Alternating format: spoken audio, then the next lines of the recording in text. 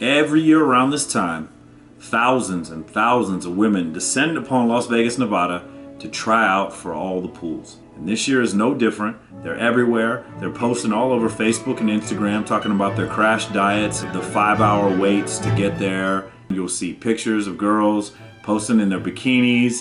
They're sitting there talking about starving themselves. I posted on Facebook talking about, would you rather spend 2 nights in jail or would you rather go through the pool tryouts again? Just about everybody picked jail.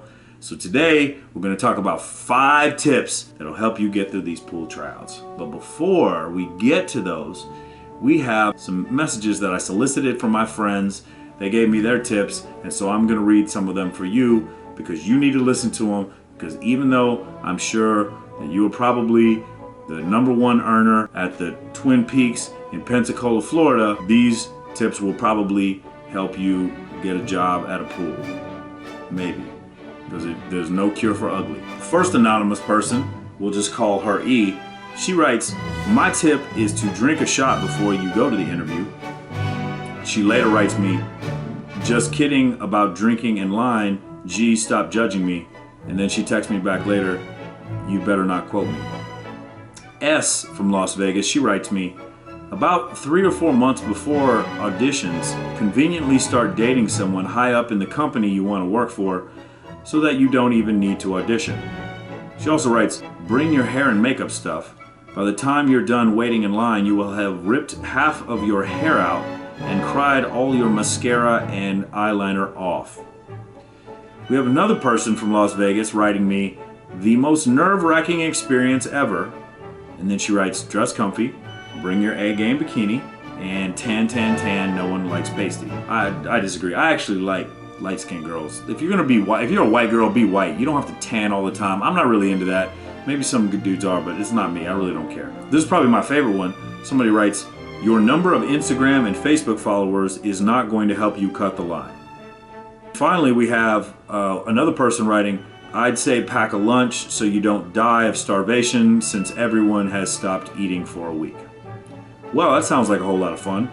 Just to reiterate, all those comments do not necessarily reflect the host of this show or any of the companies that I work for. Those comments are made by those people and their opinions are their own. I have 5 tips that I've compiled from listening to all these people's advice, and I've compiled them for you so you can listen to these and then do with them whatever the fuck you will. Number 1, you should probably start the dieting and the working out right around Thanksgiving. Avoid the crash dieting because it just makes you cranky and your boyfriends have to deal with you or not deal with you, however the case may be. Meanwhile, you're like, gym flow bitch. In real life, you're like, What would be a better job is to just, make this a routine throughout your entire life of just staying in the gym. Because I'm going to tell you something right now. The girls in Las Vegas already know this. But if you're coming to Las Vegas and you're what's called skinny fat, meaning like you're not really in shape, you're not going to get hired here. Because the girls here are beasts. They work out all the time. The gyms here are full. If there was a deadlift and squat competition by city for nightclub waitresses, Las Vegas, Nevada would kick everyone's ass. Maybe Dallas, Texas would come in second. But we would beat the shit out of everybody because the women here can deadlift and squat like 3 times my weight. Beware, like if you're gonna come here, make sure that you're in shape. Number 2, listen, just plan on a 5-hour wait. Just plan on it, embrace it, be ready for it. There's nothing you can do about it. So make that time productive. I wish you would give me 5 hours of nothing to do. Bring your iPod, listen to some audiobooks. This is not 1995, it's 2014. You can download any book you want. You can watch any movie that you want. You can get podcasts on absolutely any subject that you can think about. You can learn about anything you want. Make that time productive. Maybe you can post on Facebook about how much it sucks that you have to wait for 5 hours. Or you can write that screenplay about how you have to wait in line for 6 hours to get into the club. Or whatever. I don't even know. I don't even know what the fuck I'm talking about. Number 3. I know it's January, and they told you to show up in a bikini, but it's still really, really cold outside. So you guys probably want to bring some sweats and don't sit around freezing your ass off waiting to get your interview. Also, I know they told you to wear high heels, but it's probably a good idea to bring flats so that you can sit in those and bring food and water. I know you've been starving yourself all week, but like just have something to eat before you go crazy, because when they interview you, you don't want to start screaming at the interviewer because you're like, you haven't had a carb in 96 hours. Number 4, make sure you know the attire and make sure you bring your A bikini. If you don't know what your A bikini is probably the one that on Facebook and Instagram, all the creepers are like, God, you're so fine, girl. And then they write you like messages on Facebook. They're like, I just want to hang out sometime. Can I get to know you? Or I'm rich and you should come to the Bahamas with me. The bikini that you're in for that photograph, that's the one that you probably want to wear to the interview. By the way, if you have any of those like really creepy messages that you get from dudes, please send them to me. I plan on doing a video podcast solely devoted to creepers, and hopefully that you guys will enjoy it. In fact, I know you will. I can't wait to make it. So if you have any creeper messages, please send them my way. And number 5, make friends with all the other girls in line, because nothing in the world will cause you to bond with other people more than common suffering.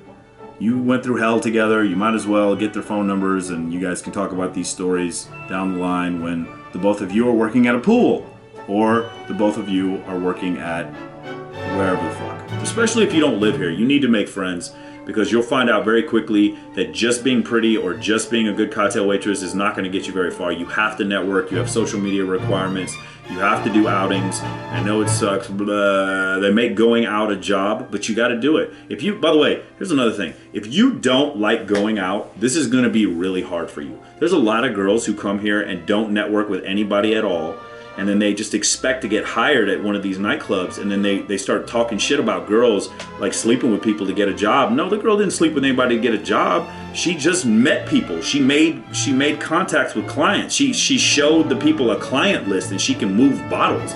Like, you should be willing to do that. Nothing in here is for free, so if you guys really want to get hired somewhere, you have to network. If you're one of these people who like wants the job where you make hundreds of thousands of dollars a year as a cocktail waitress, but really you just want to stay at home all the time, being a cocktail waitress in Las Vegas probably isn't for you. You have to live this. Like, you're gonna probably be going out 5, 6, 7 nights a week sometimes. And you're gonna have to do things on outings, hang out with your clients. If this isn't the life for you, then get ready for it. It's not just show up, look pretty, and get money. Trust me, these girls will tell you. These are your 5 tips. Do with them what the fuck you wanna do. I hope you follow them, and I hope you enjoyed this video. If you did, please subscribe, because if you don't subscribe, then unicorns don't get to go to heaven. You know you liked it. You know you love watching me.